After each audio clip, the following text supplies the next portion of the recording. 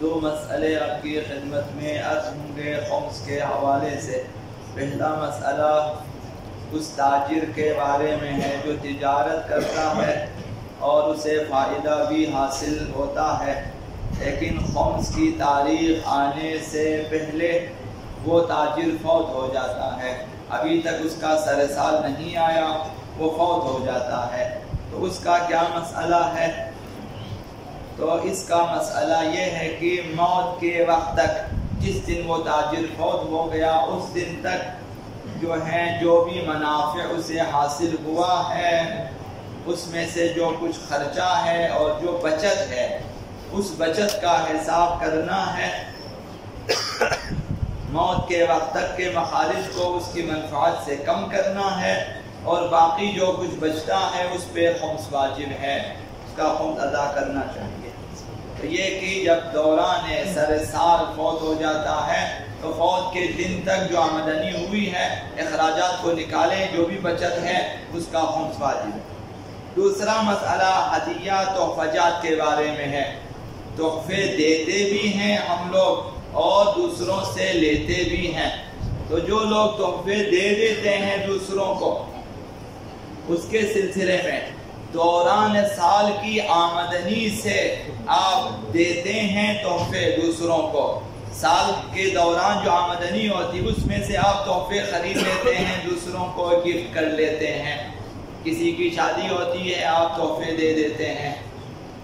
تو اگر وہ تحفے آپ کی شان کے مطابق ہے تو پھر اس پہ خمس واجب نہیں ہے، یعنی آپ کی حیثیت کے مطابق ہے۔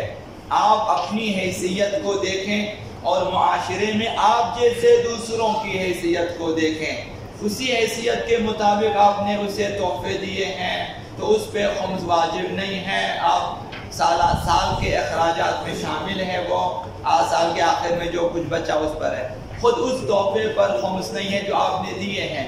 اگر اپنی شان سے بالاتر تحفے دیں، آپ کو چاہیے تھا کہ کسی کو آپ نے موٹر سائیکل گفٹ کرنا تھا، آپ نے اس کے لیے لینڈ کروزر خرید کے دیا ہے، تو شان کے خلاف ہے، اپنی حیثیت سے بڑھ کر کام کیا ہے، تو جس قدر آپ نے خرچہ ہے تحفے پہ اس پہ خمس واجب ہے۔ تو اسی طرح زیورات کے بارے میں اپنی مثلا اہلیہ کو، اپنی بیٹی کو آپ جو ہیں زیورات خرید کے اپنی شان اور حیثیت کے مطابق، معمول کے مطابق دے دیتے ہیں تو یہ سال کے اخراجات میں شامل ہے۔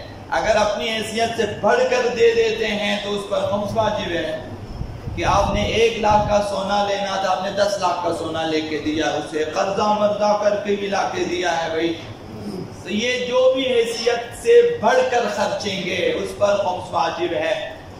یہ تحفے دینے والوں کے سلسلے میں۔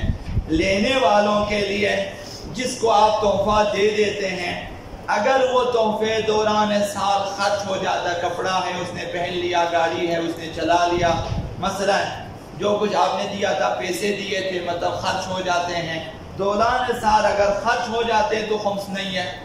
اگر سال کے اخراجات کے بعد وہ تحفہ بچا ہوا ہے ابھی تک سارے سال کے بعد تو اس پر خمس واجب ہے۔ تو سال کے دوران اگر خرچ ہو جاتے ہیں خمس نہیں ہے۔ تو یہ خمس دینے والے کا اور لینے والے کا۔ دینے والا اپنی حیثیت کے مطابق دیں، دوران سال کی آمدنی سے دیں، کوئی خمس نہیں ہے۔ لینے والے کے لیے بھی یہی ہے کہ اگر سال کے دوران اخراجات میں شامل ہو جاتا ہے، خرچ ہو جائے، کوئی خمس نہیں ہے۔ خمس ادا کرنے سے انسان کا نفس پاک ہو جاتا ہے، انسان کی روح پاک ہو جاتی ہے۔ یہ پاکیزگی پانی سے حاصل نہیں ہوتی ہے، یہ پاکیزگی دم درود سے حاصل نہیں ہوتی ہے، یہ مالی واجبات ادا کرنے سے یہ پاکیزگی حاصل ہو جاتی ہے۔ حضرت آقا امام زمان اجل اللہ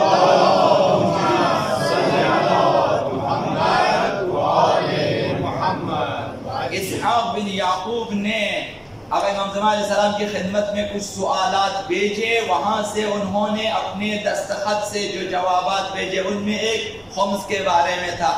آقا امام زمان علیہ السلام نے فرمایا اما اموالکم فلا نقبلها الا لتطہروا، ہم اگر تم سے مال خمس لے لیتے ہیں تو اس لیے لیتے ہیں کہ تم پاک ہو جاؤ، ہم تمہیں پاک کرنا چاہتے ہیں، تم سے مال لیتے ہیں تاکہ تم پاک ہو جائے۔ فمن شاء فلیصل ومن شاء فلیقطع، جو چاہے ہمیں خمس دے دے، جو چاہے نہ دے۔ اگر نبی علیہ السلام نے فرمایا جو چاہے ہم تک پہنچا دے اپنا مال خمس، جو چاہے وہ نہ دے قطع کر لے۔ فما آتانی اللہ خیر مما آتاکم، جو کچھ خدا نے ہمیں دیا ہے وہ تمہارے اموال سے بہتر ہے، یعنی ہمیں ضرورت نہیں ہے، ہم چاہتے ہیں کہ تمہیں پاک کریں۔ یہ تائید ہے اس آیہ مبارکہ کی کہ پیغمبر خدا صلی اللہ علیہ وآلہ وسلم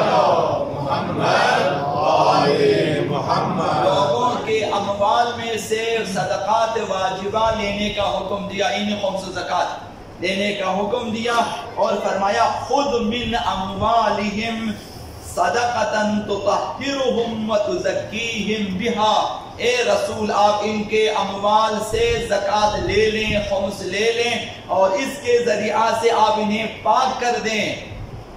تو یہ جو خمس زکوٰۃ خداوند متعال کے حکم سے لے لیتے ہیں ائمہ معصومین، اور ان کی نیابت میں نائبین عام فقہاء جامع الشرائع، تو یہ اس وجہ سے ہیں کہ ہمیں پاک کرنا چاہتے ہیں۔